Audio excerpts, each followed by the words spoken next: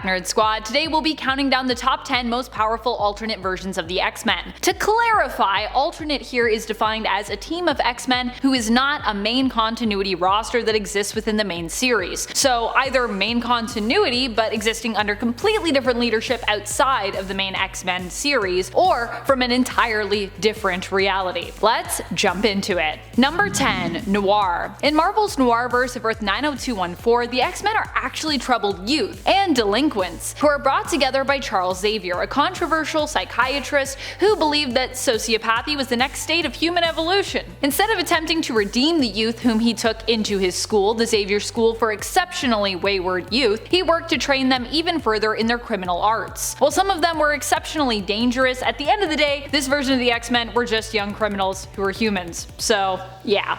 But they did have guns, so there is that. Number 9. 1602. The X-Men of Earth 311 are surprisingly powerful for the time period in which they live, 1602. In this reality, mutants are instead called Witchbreed, and the team of X-Men are an Elizabethan reflection of the Earth 616 original team. Carlos Xavier is their teacher and head, while Scotius Summerisle is their leader and is joined by the ice-wielding Robert Trefusis, a beast like Henry McCoy, and the powerful telekinetic and telepath disguised as a boy, Jean Grey. Together, this team managed to help save their reality when a rift was caused due to all these heroes basically coming into existence so early, destabilizing it. In the end, Jean died from overuse of her powers, making her weaker than her 616 counterpart, but overall, the team is still pretty strong, especially for this time period, like I said. And friends, before we move on to our next spot, if you are loving this list and you want more lists like it, I don't know if there's 10 more alternate versions of the X-Men, but we can definitely do something in this realm. Be sure to let us know by giving this video a thumbs up. And also, go check out our Top 10 Nerd Elite, our new channel, and make sure you subscribe to that where we're gonna have lots of bonus content for you.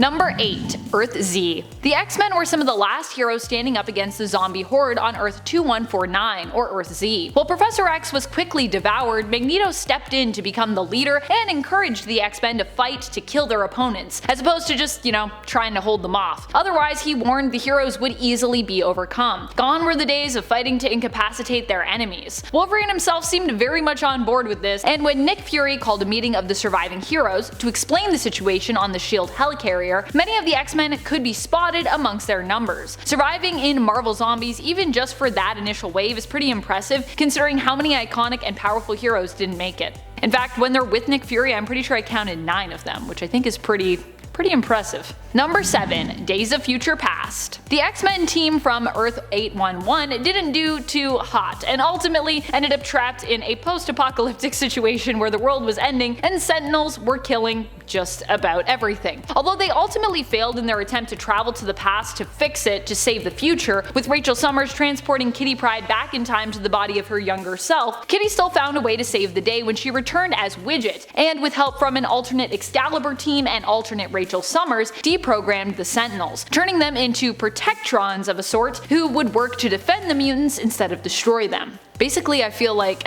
Days of Future Past is just powerful because of Kitty, but that's just my opinion. Anyways, Kitty's pretty powerful, Kitty and Rachel, so that's all we really need. Number 6. Ultimate, or Ultimates, if you will. Earth 1610. In the ultimate reality, the X-Men were born out of a break between Professor Charles Xavier and Magneto's Eric Lehnsherr. Here, the two were friends and like-minded individuals for a time who together founded the Brotherhood of Mutants. They lived together with their students in peace and harmony on the Savage Land, until a falling out drove them apart, due to Magneto believing in ruling humankind and Xavier disagreeing with that. Magneto was the one responsible for Professor X losing his ability to walk and ending up in a wheelchair, and Professor X ended up creating his own mutant group called the X-Men. Later, during the X-Men's fight against Magneto during Ultimatum, many members of the team died, but a few of the most powerful did manage to survive. The team members that survived included Jean Grey, Kitty Pryde, Colossus, Rogue, Iceman, and Storm. And I think that was pretty much it, actually. Ugh.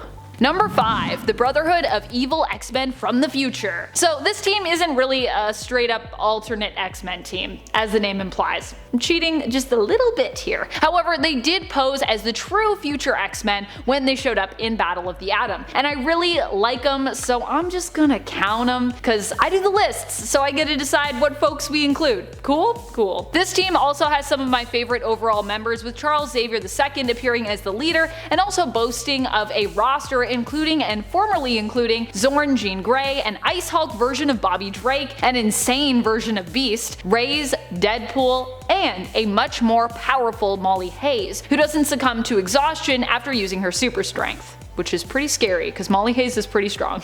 Number 4. The Dark X-Men. The Dark X-Men is Norman Osborn's team of mutants who were brought together in response to unrest in the mutant community during the events of Dark Reign. Honestly, I feel like between number 5 on this list and number 4, it really could have gone either way, so let me know if you feel like, the future fake X-Men should have gone above, because I was very on the fence about this. Initially, Norman Osborn was not allowed to get involved with the mutants, but after riots broke out, he was able to finally make his own X-Men team, which he declared to the public was the real X-Men team, declaring the real X-Men team outlaws. Fortunately, it turned out both the team leader Emma Frost and Namor the Submariner, who, when pitted against the true X-Men, turned on their own dark X-Men teammates. I didn't even talk about the other people on this roster, but there were lots of cool people.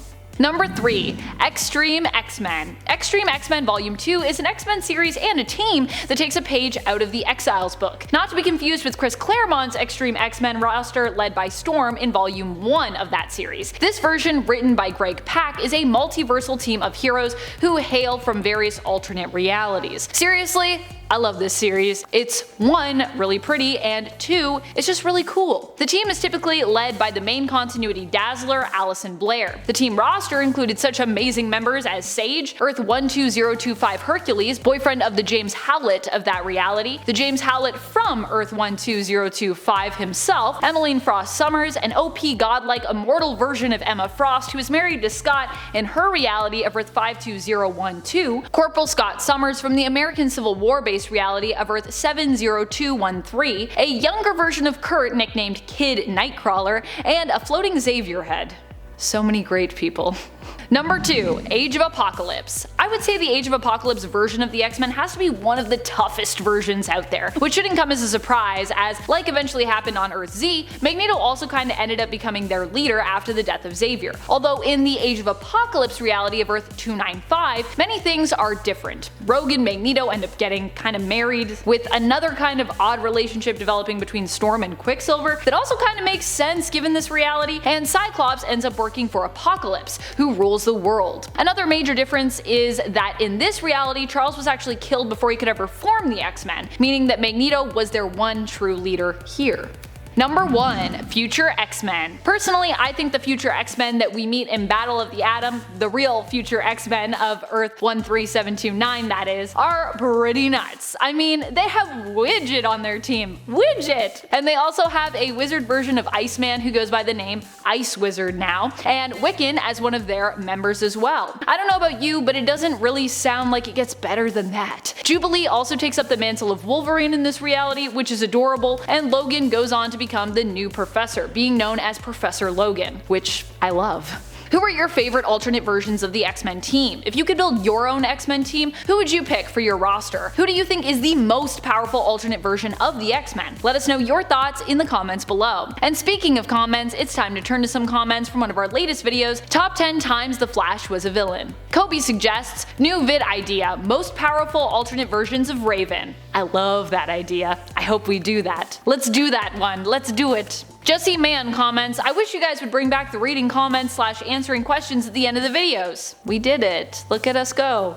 Sorry I don't do that sometimes, Jesse. It's just because sometimes my scripts are so long that I don't have time to do comments. But here they are. So yay. Broken Bridge responds, Amanda McKnight, you are awesome as always in this video. This was a great choice and I loved what you were wearing. Oh, well, thank you very much. I was wearing like a really, you couldn't see all of it, but it was like a star dress that was like really long. And everyone was like, wow, where are you going today? And I was like, nowhere, just to work. I just felt like wearing it because it was at the front of my dresses in my closet. I feel like we should all wear ball gowns sometimes, you know what I mean? And that's all the time we have for comments today. Be sure to comment below for a chance to have your thoughts and feels shouted out in a future video. This has been Top 10 Nerd, and I'm your host Amanda McKnight, reminding you as always to stay nerdy, YouTube.